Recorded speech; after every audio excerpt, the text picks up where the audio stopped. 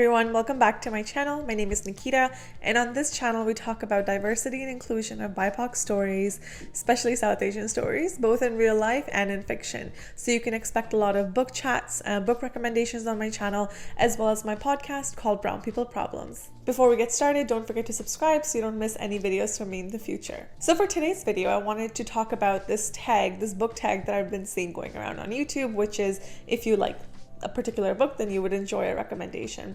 So I wanted to do a BIPOC edition of that, which is Black, Indigenous, People of Color authors, because that's the focus on this channel. So I have some fiction recommendations for you as well as nonfiction.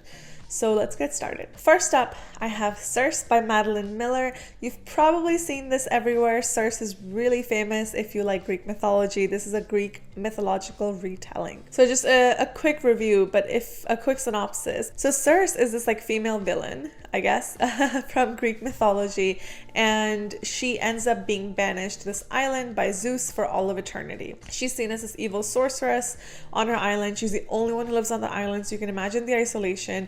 And the story of Circe this book takes place from, I guess, when she's born all the way to after the Trojan War. So if you're familiar with Greek mythology, after Odysseus wins the Trojan War, he's leading his soldiers back to their homeland, but it takes them 10 years to make that journey back because they get lost and they go around to all different islands. And one of the islands that they stopped at was Circe's island. If you've read the Odyssey, any version of the Odyssey, you'll know that Circe was really kind of shown as this evil sorceress who turns men into pigs and like eats them. So this is a retelling, it's a feminist retelling of the same story. And I really love this because it really kind of dismantles this trope of that like evil woman and that villainous woman that's quite black and white, when we know in reality things are a lot more nuanced than that. And so I really appreciate this story, and Madeline Miller's just writing is so beautiful. So if you like that, and there's a number of other Greek mythological retellings that are quite famous right now. Pandora's Jar by Natalie Hayes, Ariadne by Jennifer Saint, Electra by Jennifer Saint, so Ithaca as well as a new one. So these are all mythological retellings of women whose stories haven't really been shared in history or in mythology. So if you like this book, or if you like that type of genre, you would love KK. Now, you've probably seen this book everywhere. I have done another video on this. I will link that video up here somewhere. But KK is another story about this female villain, again, this sort of like villainous stepmother from Hindu mythology. So it's a feminist retelling of a Hindu mythological character of the same name. It follows from her birth all the way through the plot lines of the Ramayana, which is the Hindu mythology, and goes towards like the end. So it's really interesting because we, with some of these evil characters, we don't really get a lot of complex narrative. They're usually just shown as someone that's like evil, and that's that. But this book is really beautiful because Vaishnavi Patel has done a really great job of sharing what maybe would have been like if KK wrote her own story. It really helps deconstruct that whole idea of a villainous stepmother, that whole trope. And it really leaves you feeling like, okay, well, maybe things aren't as black and white. Nobody's really just entirely good and evil. So it gets you to question your entire kind of idea of what's good and what's evil. I don't want to say too much because I don't want to give it away. It is an amazing book. You can check it out. It's everywhere right now. So I would really recommend KK. Okay, next up. If you like any of the Miss Marple stories by Agatha Christie, or if you enjoy this series, this is the Murder at Archley Manor by Sarah Rosette, or basically just this whole niche of aristocratic women or young women from early 1900s solving crimes and playing detectives, then if you like that kind of genre, that subgenre, then I would really recommend reading the series called The Widows of Malabar Hill by Sujata Massey. The main characters, this is a series, there are 3 books in this series, and the 4th one is actually coming out in a couple months, but this follows the main protagonist, who's this young woman in her mid-20s. She is one of the first, if not one of the only, female lawyers in India. So this is pre-independence India. It's set in mid-1920s, and it's set in Mumbai in India. And so the series follows a story of Praveen Mystery, who is really this young, educated woman. And so she's not exactly solving murders, but basically because of her gender, she gets to represent a lot of women in their legal pursuits. And she finds herself, I guess, like caught in some of these intriguing mysteries. So there is a murder in each of the books, and there is a mystery element too, absolutely, but because it's a historical fiction, you get a lot more than just a simple beginning to end murder mystery. You get a lot of character development, you get a lot of like rich history, which is because these stories are kind of based around real events that happened in history at that time. And you really kind of have this, you know, strong female protagonist who's trying to, I guess, navigate a man's world, and the misogyny that she faces, right, being like one of the only female lawyers, no one takes her seriously, and you really get a really good feel of probably what it felt like to a certain extent being alive at that time. One thing that I appreciated about this book is that it further adds another layer of diversity. So Praveen Mystery, who's our main character, she's from like a cultural subgroup called Parsi. So she's a Parsi. And I haven't read many books, or I don't even know many people in my life who identify as Parsis. So you really get to learn about a whole new culture and cultural origins and cultural practices. So these series, they have so much to give. There's a tiny bit of like a romance plot line in there too, some family drama. So I feel like this series kind of has something for everybody in a sense. So the first book in the series is The Widows of Malabar Hill. The second is The Satapur Moonstone. The third is A Bombay Prince, which was a really good one. It's centered around Prince Edward, who was the Prince of Wales before he got the throne, and I guess before he abdicated back in 1920s, and his visit to Mumbai, which actually took place historically, and the riots that happened after that, and the chaos that led, and the anti kind of colonial movement that rose out of that. So it's based around that event, and there's a whole mystery around it. So that was a really good one. And I believe the fourth one that's coming out is called The Mistress in Bhatia House. I'm not sure, I haven't really read too much about it. I kind of like going into these books not knowing anything. So if you like Miss Marple by Agatha Christie, or if you like any of these female detectives 100 years ago type of a setup, you would really enjoy this series by Sujata Massey. Okay, for my third fiction suggestion, I have Finlay Donovan is Killing It. This is, you've probably seen this, it's quite famous one, but this is, I guess, a comedy murder mystery, if that makes sense. But it really follows the story of Finlay Donovan, who's a single mom, and you know, she finds herself with a dead body, and there's a really like comedic element to her trying to work with her babysitter, although while managing her kids and trying to get rid of a body. So it's quite funny, not always entirely realistic, but this is a subgenre that I know a lot of people like, and this book is really quite famous at this time. So if you like this type of a subgenre, you would actually love Dial A for Aunties by Jessie Q. Sutanto. Now I've done another video on this, so I will link it here as well, but I absolutely love this book. So this is a two-part series. So Dial A for Aunties is the first one, and then Four Aunties in a Wedding is the second book. But this one in particular was hilarious. So, you know, very similar type of a storyline, but it basically follows our main character, Medi, who is an Indonesian Chinese young woman living in California. Basically, the story starts off with her going on a date where she accidentally ends up killing her date. And now the story follows, you know, this like hilarious plot line of her trying to dispose of the body, her trying to rope in her aunties, her Indonesian Chinese aunties, to help her. And what I really enjoyed was the comedy mystery type of the genre, but I really enjoyed the relationship that she had with her aunties. So, you know, a lot of Eastern cultures, there's a lot of emphasis around respect for elders and like do's and don'ts being in a cultural or in a familial setting. So Jessie Q. Sutanto does a really great job of bringing a lot of these like cultural experiences to the forefront without it feeling like a heavy read, but you really get to observe her complex family dynamics, her complex cultural dynamics. And as someone who identifies as South Asian, I resonated with a lot of it. And, you know, there might be times where you feel so frustrated with our aunties because they love to meddle. But then it really leaves you also feeling appreciative for the same cultural learnings that you felt frustrated towards, or at least I did. But I really like this like positive spin on a lot of things that we would consider to be like cultural cons or cultural barriers. I thought this was a really great story. Again, there's a tiny bit of romance if you enjoy that type of stuff, but mainly it's just about Medi's relationship with her aunties, with her family, with her mom, and they are whom the story is actually really centered around. So if you liked Finlay Donovan is Killing It, you would love Dial A for Aunties. The last fiction pick that I have here for you is Lessons in Chemistry by Bonnie Garmis.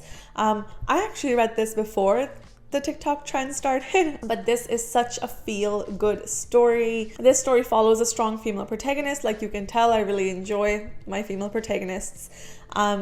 Named Elizabeth Zott, who is a chemist in 1950s America. I believe she's in California. And it really follows her story from, I guess, like earlier on in her life, up until later on in her life. But the main story centers around how she's a chemist, you know, again, a woman in a man's world in academia, and the misogyny that she faces, the workplace harassment that she faces, and how eventually she finds herself being a chemist, but running a cooking show for women in the US. So it's a really interesting plot line. It's not serious, I guess. It all has quite some serious themes, but it's not a heavy read. It's actually really funny, really nicely told. There is a bit of a romance plot line in there as well, some family stuff, but really the story follows her journey, really. This book was really laugh out loud funny for me, and usually books are not, so I thought this was great. Now, if you like that, if you like Lessons in Chemistry by Bonnie Garmis, you would love Henna Artist by Alka Joshi. Now, you might have seen this around. Henna Artist is a series. This is the first book in the series by Alka Joshi. And this follows our female protagonist, Lakshmi, who is basically this young girl at the age of 17 who leaves an abusive marriage in her village, and she runs off to Jaipur, which is this like royal main city in a part of India. It follows the story of Lakshmi trying to, again, make a name for herself, make a living for herself, and she eventually finds herself becoming this henna artist. And she's usually called upon by the royal ladies of Jaipur, or the upper middle class women. So she's created quite of a niche for herself. And the story just takes you through her experience, her journey. She finds herself now saddled with her younger sister, and what that looks like for her. I would say this didn't have a comedic element. Like Lessons in Chemistry was definitely like funny, but Henna Artist is not I would not call it a funny book, but it's not super serious either. The themes are more serious elements for sure, but it was very inspirational. So if you like reading stories that are really inspirational about women, you know, creating lives that they love against all odds, you would really appreciate the Henna Artist. Usually I don't like series, but the first one was great. The second one was also amazing. It was called The Secret Keeper of Jaipur, and now the third one is coming out in a couple months. It's called The Perfumist of Paris. It's really great. It was definitely a slower read for me because, like I said, it wasn't like a hilarious book that you kind of just like fly through. It was a little bit more serious, but without being dry. It was still extremely interesting, really well written, beautiful language, beautiful like atmospheric setting. And I really love historical fiction, and I really enjoy books that are set in an older time, but not so old that it feels unrelatable, right? Like 1950s is still within like our parents, grandparents' generation. So if you like that type of narrative, you would really enjoy the Henna Artist. Now, moving on to my nonfiction recommendations. So for nonfiction, if you've read The Body Keeps a Score by Dr. Bessel van der Kolk, or When the Body Says No by Gabor Mate, you would really enjoy The Myth of Normal, which is Dr. Gabor Mate's newest book with his son Daniel Mate. The Body Keeps a Score is, you know, more of this like self-help, mental health type of a book if you haven't read it, but it really focuses on the impact of trauma on the body, trauma on the mind, and how it really changes our nervous system and how it changes our body from the inside out. So Dr. Bessel van der Kolk is really this world authority on trauma and how it affects the body, and he's contributed a lot of research to this field, a lot of learning to this field, and this is really a popular one amongst people who love self-help, development, how the body works, that type of book. If you enjoy that, if you enjoy reading books like that, you would really enjoy The Myth of Normal by Dr. Gabor Mate and his son Daniel Mate. This is a really big book. Let me show you here. You can see that this is a big one. It's quite chunky. I'm still making my way through it, but this is really great. So this is really focused on trauma, illness, and healing in a toxic culture. So Myth of Normal. Premise is really that we've really grossly normalized, I guess, stress in our society when it's not something that is normal for the body. And I really enjoy that premise. Usually these books can be very academic. That's how The Body Keeps the Score is for me personally, but this is just very relatable, very simple English, perfect for the layperson, for everyday person. And if you shy away from these types of books because there's like it feels a lot like doom and gloom, this book is not like that. So at least not in my opinion. So I didn't really feel a lot of doom and gloom coming from this book, but it was quite empowering to read. So you understand how stress impacts the body. How does it impact your physiology? How does it impact your immunity? What does stress do to your nervous system? And it doesn't just even have to be like a major traumatic event, but even just everyday stress and what that can do to the system. But he also provides solutions, right? So it's not just like he opens up a problem and you deal with it. It's written in a very simple form. I was very intimidated when I picked this book up because you can see it is huge, and because of the topic I thought it was going to be quite dry, but everything this man writes is amazing. This is a great book. So if you enjoy reading books like The Body Keeps a Score or When the Body Says No, you would enjoy The Myth of Normal. And if you're still here at the end of this, please give this video a like so I know you were here. Comment down below. But the last nonfiction that I have for you is quite similar to creative work. So if you enjoyed Show Your Work by Austin Kleon, this is a book that's actually quite famous amongst the entrepreneur community and the creative community. You would really enjoy Big Magic by Elizabeth Gilbert. Yes, this is the same woman who wrote Eat, Pray, Love. This is her nonfiction. Now, Show Your Work by Austin Kleon, it's a quick read, right? And he talks about how to show your work, right? And how that fosters creativity, because isolation doesn't. And I really appreciated this book because obviously it's much thicker. I really enjoyed how this book talks a lot about what it looks like to live life creatively and how to deal with your fears, but without being preachy. So the whole premise here is she encourages you to see that creativity is sort of like this energy, right? It's an energy, it's a flowing energy.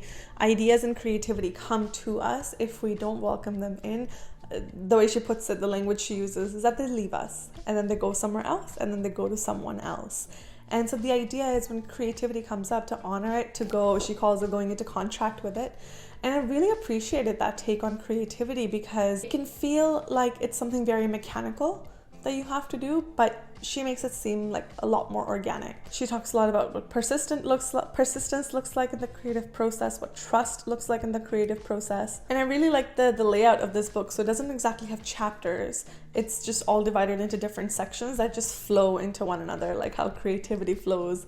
So I really like that. So this is quite underrated. I haven't seen many people talk about it, but honestly, it is one of my favorite books, my favorite nonfiction books of all time, because this really helped me tap into my creativity when it came to me starting my podcast called Brown People Problems. You can check it out on this channel as well by the same title, or on any podcasting platform near you. If you're a creative person and you struggle with getting started, or you struggle with publishing your work, or you struggle with feeling confident in your work, you would really appreciate this. And if you have read any of her other stuff like Eat, Pray, Love, you know that she's a great storyteller. So that's it. Those are my recommendations and my participation in the tag. If you like this, try reading this instead. Hopefully you enjoyed this video. If there's any other books that are similar to the ones that I have shared, please feel free to share them with me down below in the comment section. I would love to check them out. Thank you so much for joining me, and I'll see you next time.